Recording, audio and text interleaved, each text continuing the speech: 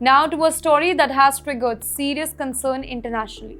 Ladies and gentlemen, reports claim Iranian political figures are discussing legislation involving massive reward tied to threat against Mr. Donald Trump and Israeli Prime Minister Mr. Benjamin Netanyahu. And if that is passed, the proposal would represent one of the most aggressive escalation in rhetoric that is seen in this conflict so far. Well, according to reports, lawmakers connected to Iran's national security establishment are discussing the so-called counteraction measures following strikes earlier this particular year that allegedly targeted senior Iranian leadership structure. Now, the language that is being used, it is extremely inflammatory. And in the whole West Asia, rhetoric itself, it can become a weapon because every statement, it carries strategic meaning here. Well, sometimes governments make public threat not because they intend immediate action, but because they want to project strength internally and as well as externally. Iran today, it is under enormous pressure.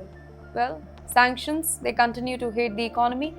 In fact, the regional tension remains sky high, and internally, if we talk about, hardline factions want to show resistance against both the United States and Israel. And that is why analysts are saying the message that is coming out of Tehran, it matters as much as military development themselves.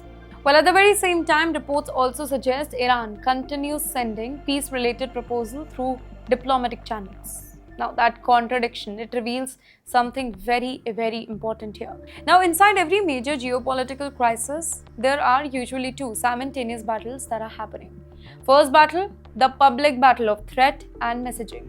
And the second one, the privileged battle of negotiations and compromise. And often, these two tracks move in very opposite directions. Publicly, leaders appear very aggressive just to satisfy domestic audience and maintain leverage. But privately, negotiators search very desperately for ways to prevent any further escalation.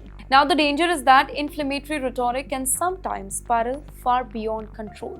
Because once public emotions intensify, governments become politically trapped by their own statements. And that definitely makes diplomacy even harder. So tonight, Washington, Tel Aviv, and regional capitals all are watching very carefully to see whether the particular rhetoric remains symbolic or signals a deeper shift towards confrontation.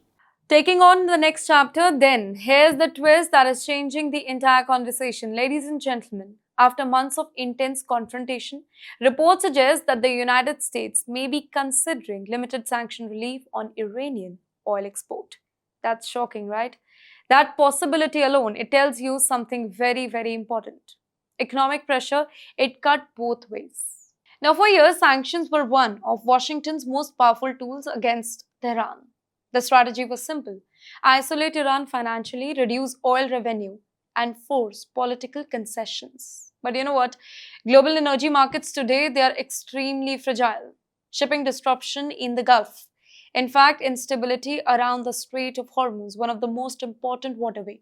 Rising insurance cost for the tankers because of Strait of Hormuz and growing fear of supply interruptions. All of this, it creates a lot of pressure on oil market.